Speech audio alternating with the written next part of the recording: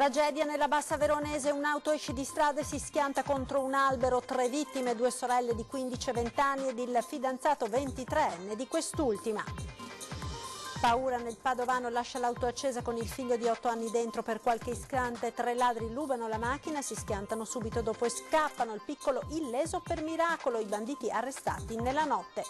Boom di furti a Noventa Padovana, il consigliere comunale della Lega Marcello Bano mette una taglia sul ladro seriale, 300 euro a chi possa fornire informazioni.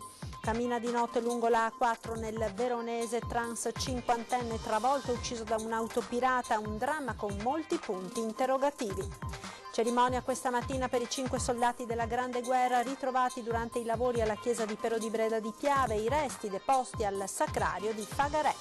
Sport volley, impresa delle Pantere dell'Imoco Conegliano che battono Istanbul e si qualificano per la finale del mondiale per club in Cina, domani la gara decisiva. Compie 30 anni la Rosa Canina, cooperativa di Montebelluna che si occupa di formare per un lavoro giovani con disabilità.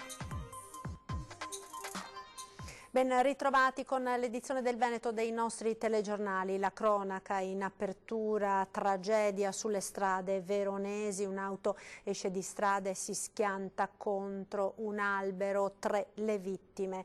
C'è anche una ragazzina di appena 15 anni. Sentiamo. 2 sorelle di 15 e 20 anni e il fidanzato 23enne di quest'ultima. Estrarre i loro corpi da ciò che rimaneva della Fiat Multipla è stato uno strazio anche per gente abituata a tragedie come questa. 2 mezzi dei vigili del fuoco, 7 uomini al lavoro con cesoie e divaricatori idraulici lungo via Giovanni XXIII a Pilastro, località di Bonavigo, nella Bassa Veronese. Lo schianto e il boato poco dopo le 13 per un dramma che distrugge 2 famiglie in un istante. Non è ancora chiaro cosa abbia provocato lo sbandamento dell'auto con a bordo i 3 giovani, tutti di Ronco all'Adige. Da una primissima ricostruzione della polizia locale sembra che la vettura provenisse da Minerve in direzione Albaredo quando subito dopo una curva è uscita dalla carreggiata schiantandosi contro un albero e la recinzione di una ditta. Un rumore simile a un'esplosione ha riecheggiato in tutta la zona, la vettura accartocciata e dentro i corpi delle sorelle e del ragazzo. La strada è stata chiusa per consentire le operazioni dei vigili del fuoco e i rilievi. Poi la notizia data alle famiglie e l'ennesimo terribile lutto lungo le strade.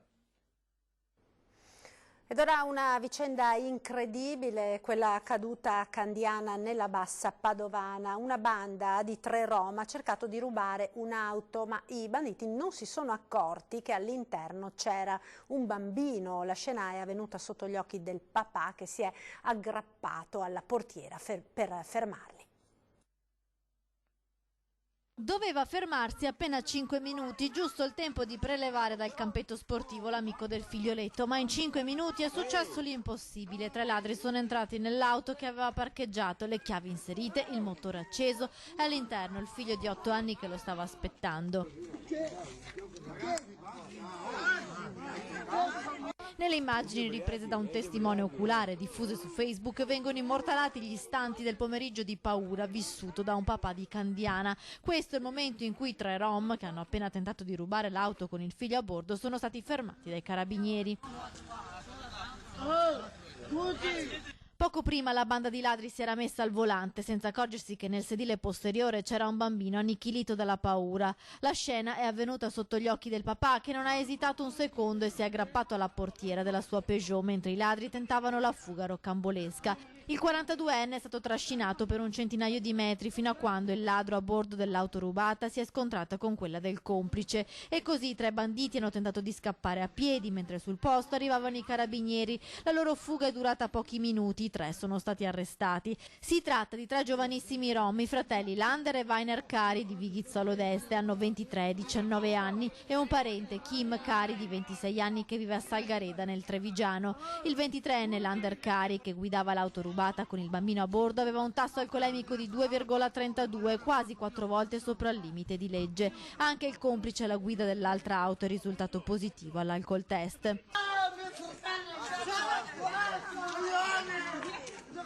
Dopo alcuni momenti concitati, ai carabinieri che li hanno arrestati e portati subito al carcere Due Palazzi di Padova hanno detto che volevano solo rubare la macchina e che non si erano accorti che nel sedile posteriore c'era un bambino. Sono accusati di furto e resistenza. Il piccolo di 8 anni sta bene, ma in via precauzionale è stato portato in ospedale, visto il gran spavento. Medicato in pronto soccorso, anche il papà, trascinato per metri, ha riportato alcune scoriazioni alla gamba. A fine settembre in centro a Padova un uomo aveva brutalmente picchiato, rapinandola sotto casa un'anziana per strapparle la catenina d'oro. La donna rischiò di morire, lui pensava di averla fatta franca, ieri sera invece la polizia lo ha arrestato. Si tratta di un tunisino di 38 anni che aveva ricevuto un ordine di espulsione 2 mesi prima del fatto.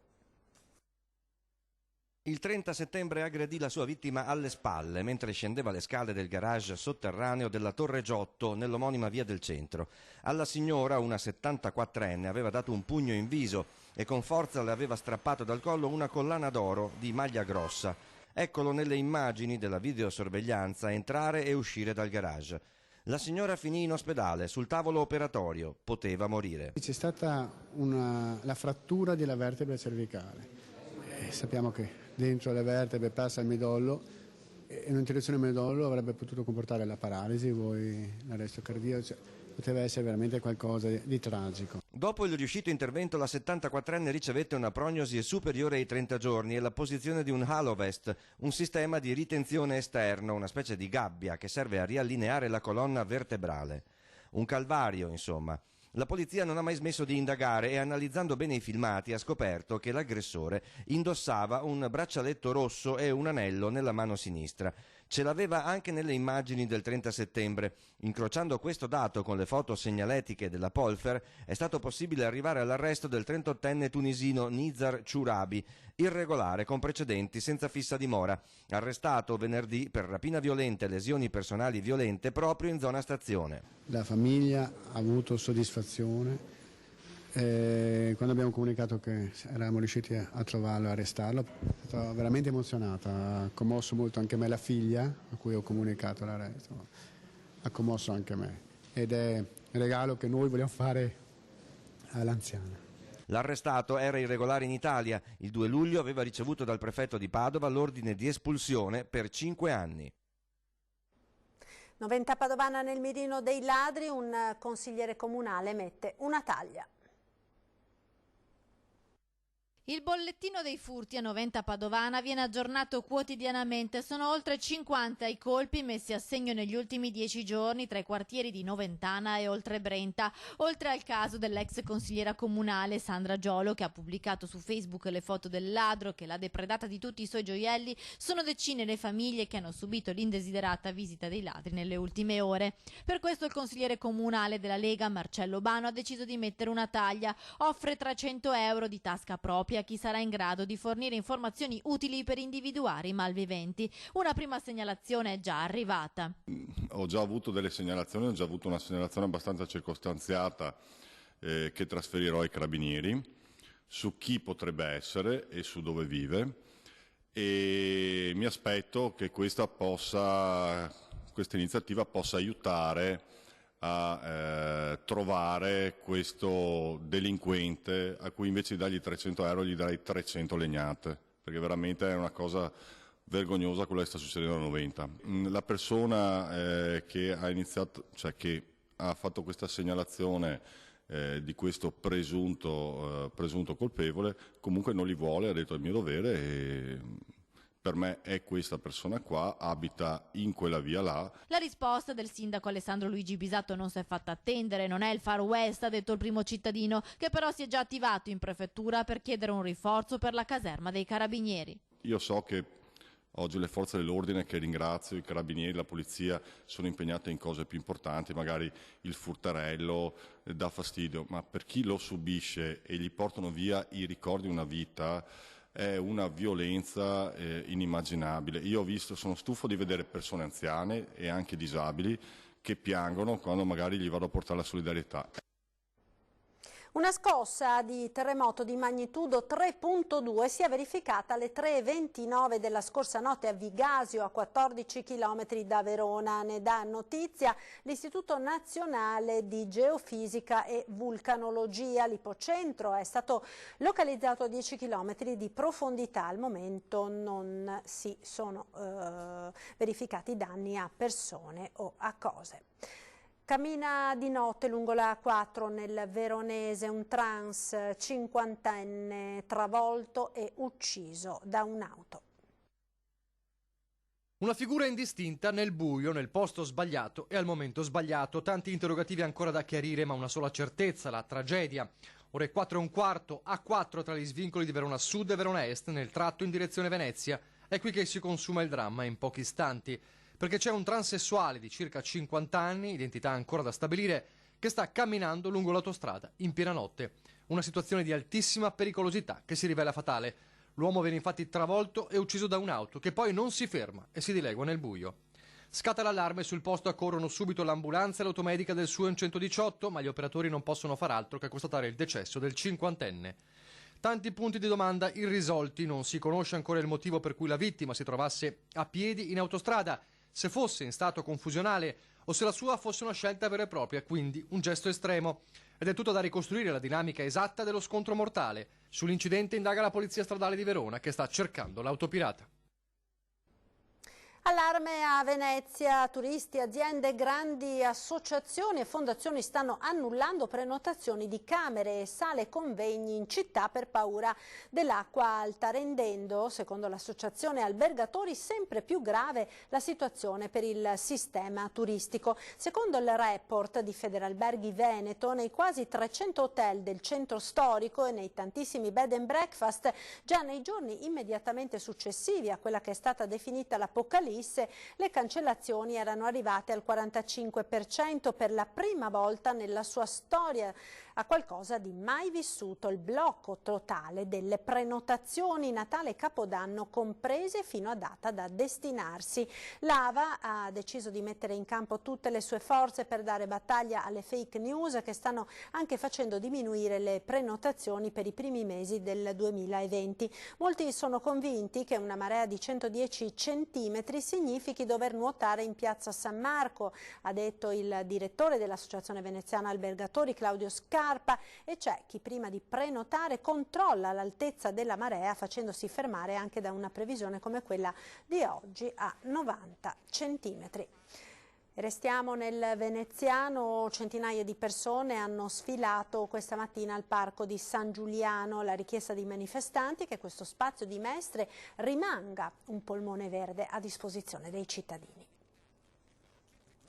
Il parco è di tutti, quindi il parco va restituito ai cittadini per le finalità per le quali è stato progettato e realizzato. Vi ricordo che è stato votato all'unanimità, cioè questa città non ha dubbi su che cosa si deve fare qua. Centinaia di persone hanno sfilato per il Parco San Giuliano formando un lungo serpentone dietro lo striscione Giù le mani dal parco. La camminata di protesta, come è stata ribattezzata dagli organizzatori, ha nel mirino i progetti futuri cui sarebbe destinata una parte di questo spazio verde. Il comune pensa di insediare stabilmente una zona di interporto, quindi trasporto merci su gomma, scambio acque o su via San Giuliano. Questo è inconcepibile, non è previsto dalla normativa, quindi viola la normativa che prevede per questo parco invece un verde attrezzato. Da parte comunale si parla invece di un complesso programma di intervento finalizzato alla riqualificazione dell'area occupata dalle imprese di San Giuliano, di ammodernamento e ampliamento delle strutture del cosiddetto polo nautico, di miglioramento di alcune specifiche aree del parco come la zona concerti e il canile e della creazione di una pista ciclopedonale fra la via San Giuliano e il Ponte della Libertà. Da parte dell'opposizione in Consiglio Comunale invece si ribatte ribadendo una richiesta di chiarezza che finora sostengono non è arrivata. Abbiamo fatto una serie di interrogazioni in questi anni, a partire dai lavori malfatti di quest'estate. Dobbiamo ancora ricevere una risposta dopo che sono stata sequestrata un'area, dopo che ci sono state varie proteste e segnalazioni anche agli organi competenti da parte di più associazioni. La situazione appunto è quella che si vede qui alle spalle, quindi ancora la presenza di questi cassoni abbandonati. Non sappiamo ancora insomma quando finirà effettivamente il cantiere, quando saranno effettivamente verificate le condizioni che erano state segnalate dai carabinieri forestali, e su questo appunto chiediamo ancora una risposta. Ci fermiamo ora per qualche istante di pubblicità, restate con noi, a tra poco.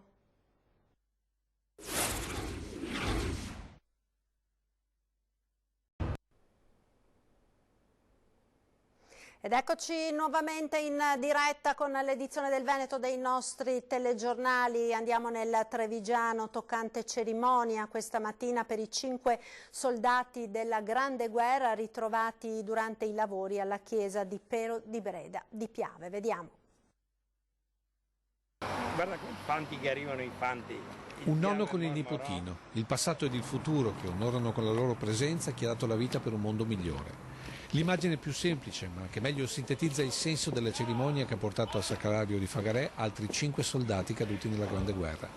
Giovanni Buosi, Luigi Moro, Giovanni Romanello, Pietro Vido, insieme al capitano Umberto Buosi, hanno lasciato il pavimento della chiesa di Pero per riunirsi con gli altri 10.000 soldati ricordati nel mausoleo lungo la riva del Piave. Un percorso iniziato proprio dalla Chiesa che li ha accolti per oltre un secolo, con la celebrazione religiosa per le 5 casse coperte dal tricolore. Per rendere omaggio a dei giovani caduti nell'adempimento del loro dovere, nell'intento di donare alla loro e nostra terra libertà e pace. E nonostante sia passato un secolo dalla loro scomparsa sul Carso come nell'ospedale militare Arestito a Castelfranco, a onorarli c'erano le loro comunità di Breda, San Biagio, Maserata, ma anche l'intera Marca Trevigiana e il Veneto, con vessilli e rappresentanti di associazioni d'arma.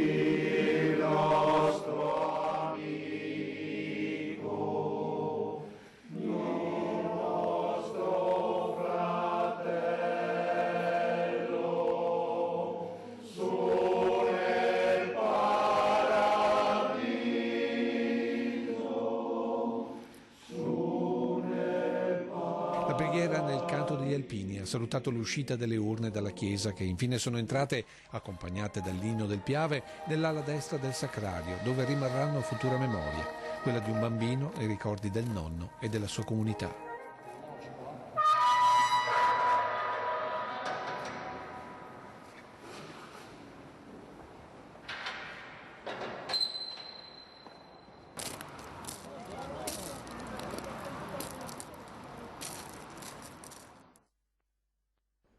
E siamo ora allo sport. Le campionesse d'Italia dell'Imoco Volley Conegliano si sono qualificate per la finale del mondiale per club donne a Shaoxing in Cina, battendo nella prima semifinale la squadra turca del Vafik Bank Istanbul per 3-2.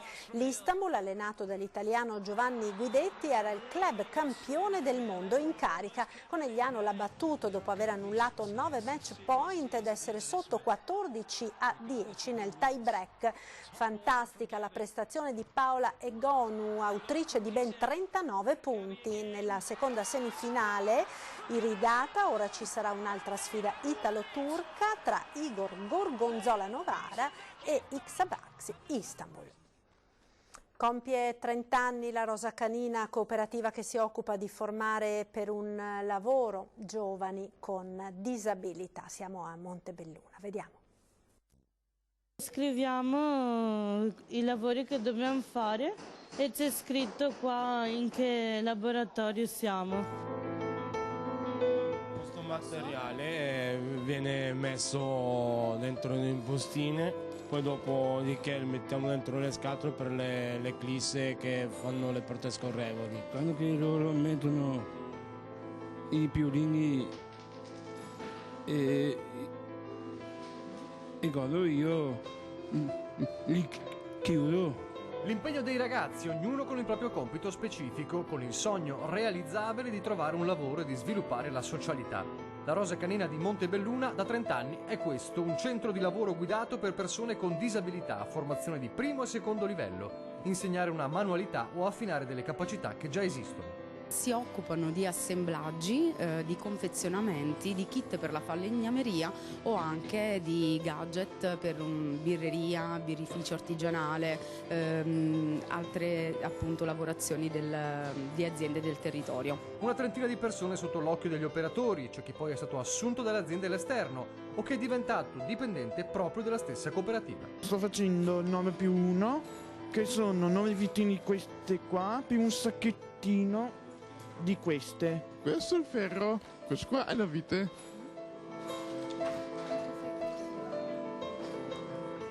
Lo sto avvitando.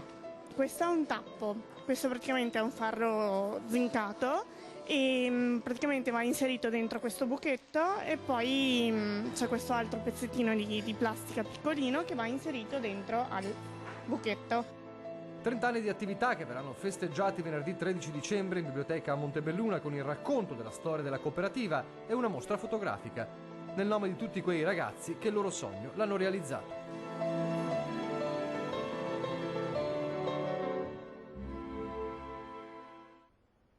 Ed era questo l'ultimo servizio, grazie per essere stati con noi. Ci salutiamo come sempre con le previsioni del tempo. Arrivederci.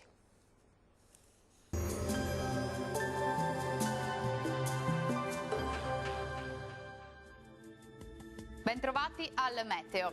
Festività dell'8 dicembre all'insegna di condizioni meteorologiche stabili, anche se la domenica risulterà piuttosto grigia. La situazione nel dettaglio.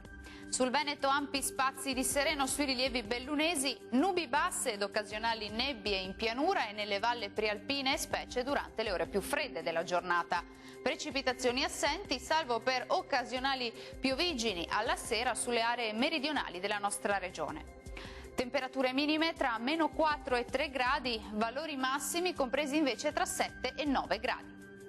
Situazione sostanzialmente simile anche sul Friuli Venezia Giulia, con tanto sole sui rilievi, qualche addensamento e cielo poco nuvoloso invece sui restanti settori. Temperature minime tra -1 e 7 gradi, massime tra 7 e 10 gradi circa. Ci spostiamo infine sul Trentino Alto Adige, dove invece sarà una splendida giornata all'insegna del sole con cielo, vedete, sereno. Temperature minime sotto zero, massime sui 9 gradi.